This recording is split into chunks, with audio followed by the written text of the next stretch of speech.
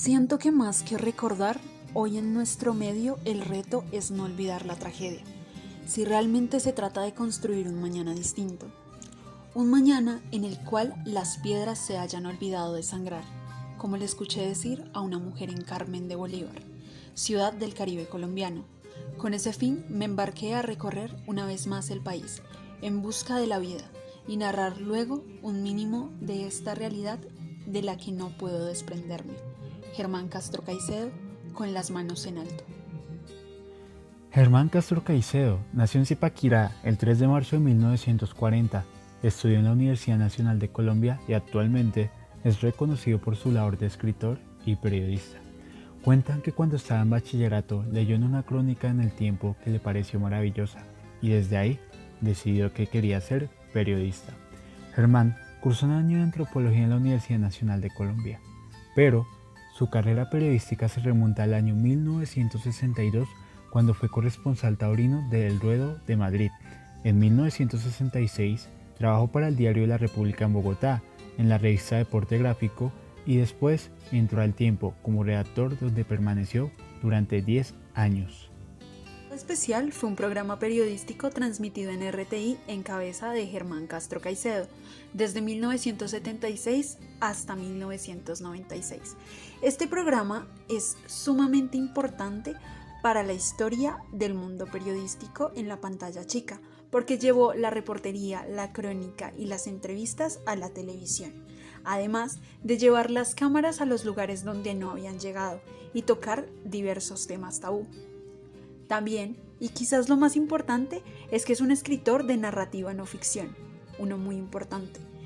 Toda su narrativa se trata de la historia de Colombia, y esto es lo más valioso. Su primer libro fue Colombia Amarga, en 1976, y a partir de allí ha escrito alrededor de 19 libros. Un campamento guerrillero, y hasta cómo se rumbeaba con la cara tapada y el fusil al hombro. Al menos 3 generaciones crecimos viéndolo en acción y leyendo sus libros periodísticos. Algunos lo sienten parte de su vida, si no lo conozcan. Otros envejecieron a su lado. Castro Caicedo siempre estuvo ahí. Y ahí sigue, porque aunque ya tiene 80 años entre pecho y espalda, y las canas y el hablar pausado lo delatan, sigue haciendo lo que soñó desde niño: escribir con maestría sobre la realidad nacional. ¿Qué sería si no hubiera dedicado su vida a contar historias? No sé qué sería. Porque es que desde muy niño yo soñé con escribir. ¿Usted no ha parado de escribir? No se puede. No se puede parar porque es la vida de uno, es la emoción de uno, es el por qué vivir. A medida que voy transcribiendo entrevistas, voy viendo la estructura del libro. Una pasión que Castro Caicedo ha plasmado en letras. Sus más de 20 libros han sido traducidos al francés, al griego, al japonés y hasta al húngaro. Solo en Colombia ha vendido más de 1 millón de copias. Una cifra a la que no llegan ni los textos de autoayuda y que lo convierte en el autor de no ficción más leído del país. Y todo gracias a sus historias, que aunque parecen sacadas de la más absurda de las novelas, son 100% de la vida real. Yo no creo haber nacido con la capacidad y con la afición para ser novelista, sino periodista, escribir de la realidad que nos rodea. En Colombia parece que supere la ficción. Enviado Especial, un programa periodístico que estuvo al aire nada menos que hasta 1996. ¿Esto en cuánto tiempo se comen a un hombre?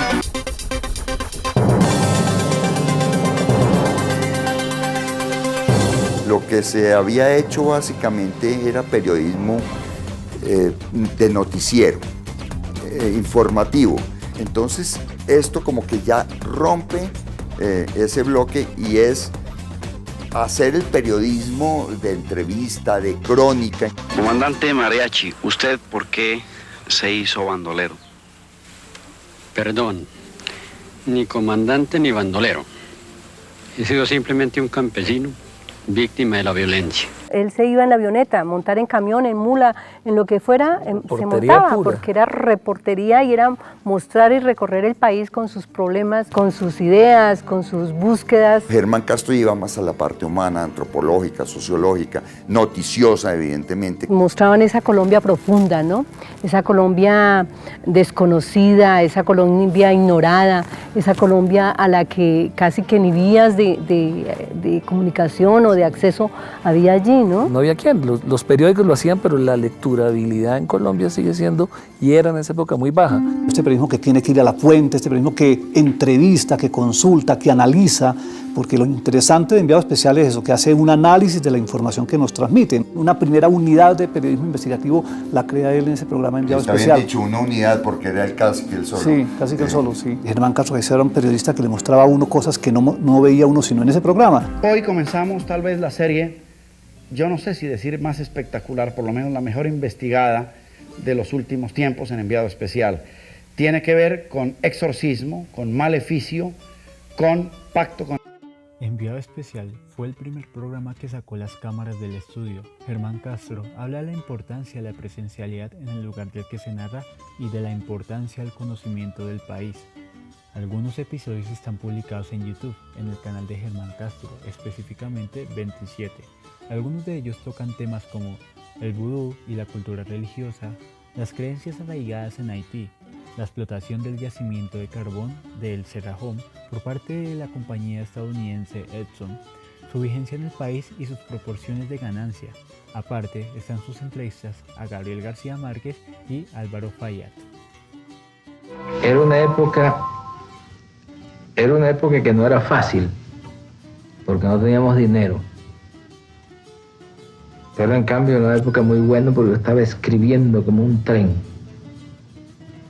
que es lo mejor que le puede suceder a un escritor. Entonces, cuando yo vi que 100 años de soledad venía y que no la paraba nadie, le dije a Mercedes, tú te haces cargo de este asunto. Y ella, por supuesto, no lo pensó dos veces. Es curioso que mis hijos, ahora yo les pregunto de esta época y ellos me recuerdan como un hombre que estaba encerrado en un cuarto y que no salía nunca, y yo tenía la impresión de que era el ser más humano y más sociable del mundo. Y ahora me di cuenta que durante 18 meses no salí del cuarto. Pero yo recuerdo que salí una vez. Salí una vez cuando Mercedes me dijo que no había nada que hacer, que ya había llegado al fondo. Entonces yo tenía un carro y lo llevé al Monte de Piedad y lo empeñé y le traje a Mercedes la plata y le dije, mira, aquí tienes como para 10 años. Y duró 3 meses. Y seguí escribiendo. Recuerdo que en mitad de camino el dueño de la casa llamó a Mercedes y le dijo, señora, usted debe 3 meses de casa. Y Mercedes tapó el teléfono y me dijo, ¿cuánto tiempo te falta para terminar el libro? Y yo le dije como 6 meses. Y entonces ella le dijo, mire señor, no solo le debemos 3 meses, sino que le vamos a deber 6 más. Y entonces el tipo le dijo, y dentro de 7 me pagan todo. Y dijo, sí, todo. Y él le dijo, si usted me da su palabra, yo no tengo ningún inconveniente en esperarlo. Y Mercedes tapó y me dijo, mamá, palabra, mi palabra. Dijo, mi palabra de honor. Y tú sabes que a los 7 meses fuimos y le pagamos todo. No por 100 años de soledad, porque yo terminé yendo un mes, traía tal perrenque en la mano que me puse a trabajar después en publicidad y pudimos pagar todo eso. Y el día que lo terminé, nos fuimos al correo, Mercedes y yo. Eran 700 páginas. Entonces lo pesaron y dijeron que costaba 83 pesos de México a la Argentina. Y Mercedes me dijo, no tenemos sino 45. Y mira, muy fácil. Partí el libro por la mitad y le dije, péseme este libro hasta 45 pesos. Empezaron hasta 45 pesos, quitaban hojas como quien corta carne. Cuando llegó a 45 pesos, agarré esas hojas, las envolví y las mandé y nos quedamos con el resto. Entonces nos fuimos a la casa y Mercedes sacó lo último que faltaba por empeñar, que era el calentador que yo usaba para escribir, porque yo puedo escribir en cualquier circunstancia menos con frío. El secador que usaba para la cabeza y la batidora que había usado para hacer toda la vida, para hacerle los jugos de fruta a los niños y que ya los niños estaban creciendo y ya no necesitaban. Se fue con eso al Monte de Piedad y le dieron unos 50 pesos. Y el hecho es que volvimos con el resto de la novela al correo. La pesaron y dieron, cuesta 48 pesos. Mercedes pagó sus 50 pesos. Le dieron 2 vueltos. Y yo me di cuenta que cuando salimos del correo estaba verde de encabronamiento. Y me dijo, ahora lo único que falta es que esta novela sea mala. Durante su estadía en el tiempo, las crónicas por parte de Germán Castro Caicedo no se hicieron esperar, mostrando desde un comienzo lo que sería su carrera como periodista. Pero sus letras y columnas enseñando las realidades colombianas comenzaron a ser vistas desde 1976, cuando llegó Enviado Especial, y su primer libro fue Colombia Amarga, donde las crónicas son la forma de contar los problemas que cargaba la nación, con la violencia, los terratenientes, las distintas migraciones a países cercanos. Un plan de los Estados Unidos tras las inmensas reservas de agua dulce en Sudamérica, con el pretexto de la lucha contra el narcotráfico en Colombia, que comenzó a ser instaurado y organizado por ellos mismos a raíz de la invasión a Vietnam. Con esto se dio inicio a una lista de libros que destacan la fuerte labor crítica y periodística de narrar historias de vida, pero no solo desde las letras y pensamientos de él, también por los actores principales, las personas que daban la veracidad y vida a algo que no se creía que estuviera sucediendo en el país. Por ejemplo, El Hueco, donde mostraba la entrada ilegal de colombianos a Estados Unidos por México, Bahamas y Haití, además de Jamaica, donde la violencia en Colombia se volvió el pan de cada día y el sueño americano comenzaba a crecer entre las calles de Cali, Bogotá y Pereira. Cómo la aviación se volvió un negocio lucrativo donde se cobraba $1,000 por persona, además de mostrar el miedo, pánico y angustia por parte de cada civil que veía la opción de salir del país como la única esperanza de tener una vida normal. Con las manos en alto, que cuenta la historia de la guerra de Colombia desde otro punto de vista, se conforma de 12 relatos de hombres y mujeres atrapados en el conflicto, desde los que tienen un lugar en la guerra hasta los que resisten, todo en el marco de la realidad colombiana.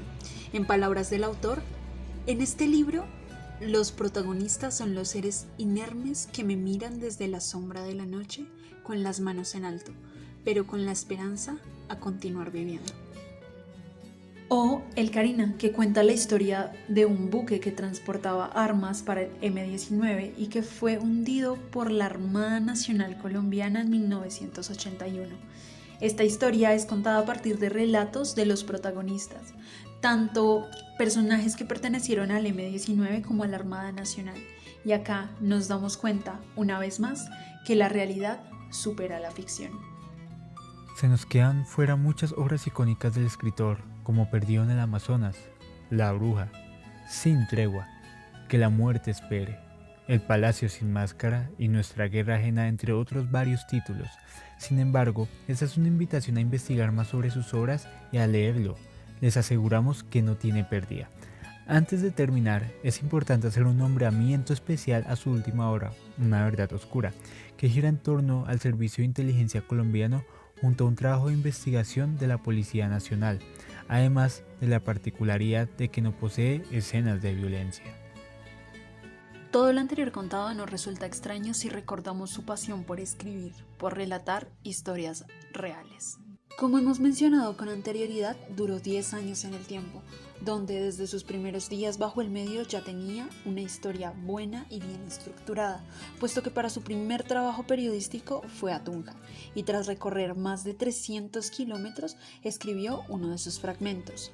4 días después de haber llegado a Tunja con 25 calaveras, una daga y varios huesos humanos de diferentes partes del cuerpo, José Antonio Bernal, alcalde de Pisba, aún tiene los pies hinchados y con numerosas ampollas por el rigor del camino cubierto. Dice el primer párrafo de la nota que apareció publicada el 13 de septiembre en la página 29 de El Tiempo, mostrando así lo que sería Germán Castro Caicedo para el periodismo en Colombia.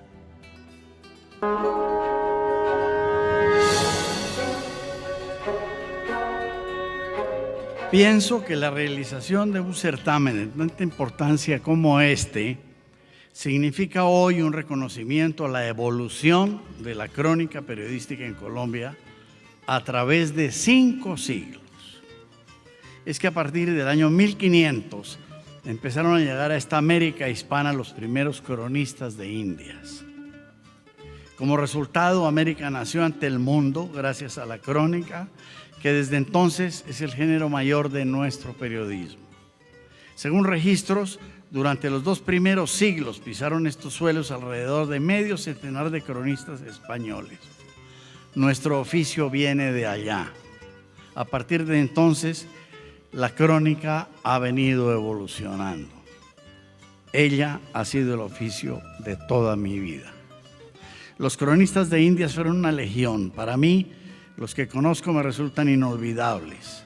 Gonzalo Fernández de Oviedo, Juan de Escalante de Mendoza, Fray Pedro Simón, Francisco Antonio Pigafetta, Bernal Díaz del Castillo, Martín Fernández de Enciso, Francisco López de Gómara. Bueno, ahora recuerdo una crónica de Fray Antonio Vázquez de Espinosa que relata el final de un gran buque, un galeón fuerte de 300 toneladas.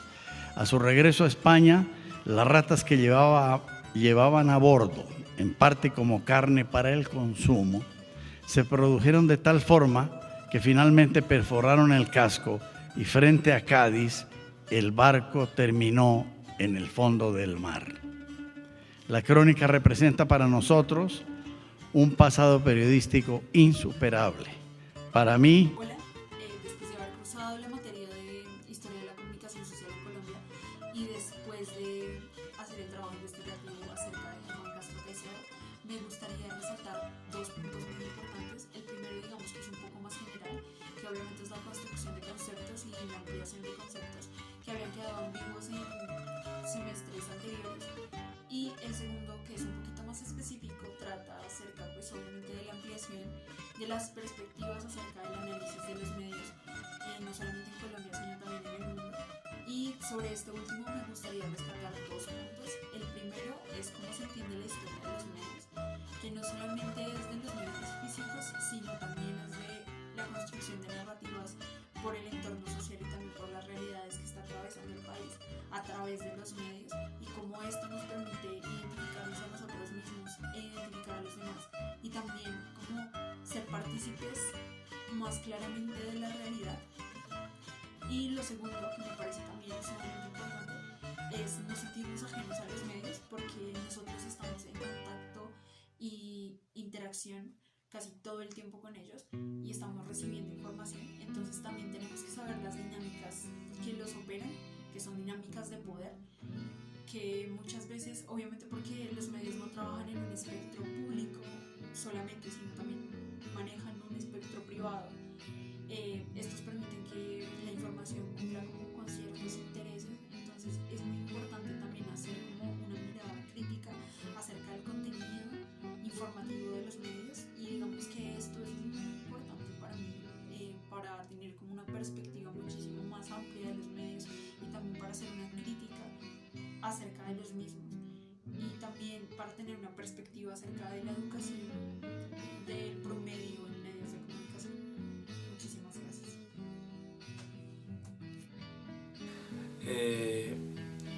Principalmente todo lo que me enseñó historia de la comunicación en Colombia fueron muchísimos aspectos, ver la historia precisamente del país, no solo desde una perspectiva, sino desde varios puntos, conocer cómo fue el desarrollo de distintos eventos que marcaron la historia de un antes y un después en lo que conocemos hoy como Colombia. Pero quería resaltar algo que también mencionó mi compañera Laura y que se vio plasmado en la obra literaria de Germán Castro Caicedo, en este caso que fue El Hueco, donde pues se narraba principalmente todo lo que había venido siendo la entrada de migrantes ilegales a Estados Unidos por distintas zonas, ya fuera aérea, marítima o terrestre, y mostrando que Colombia estaba pasando seguramente por uno de los momentos, si no es que es el momento más violento de su historia, donde los carteles estaban apoderando de lo que venía siendo el sistema judicial, donde el sistema judicial estaba perdiendo poder, donde se estaba viendo muchísima corrupción en los altos mandos y aparte un gran número de muertes. Entonces era un momento muy complicado, muy difícil, y eso se vio en las personas. El pánico comenzó a crecer, el miedo comenzó a crecer y la incertidumbre de qué era lo que iba a pasar mañana, qué era lo que iba a acontecer.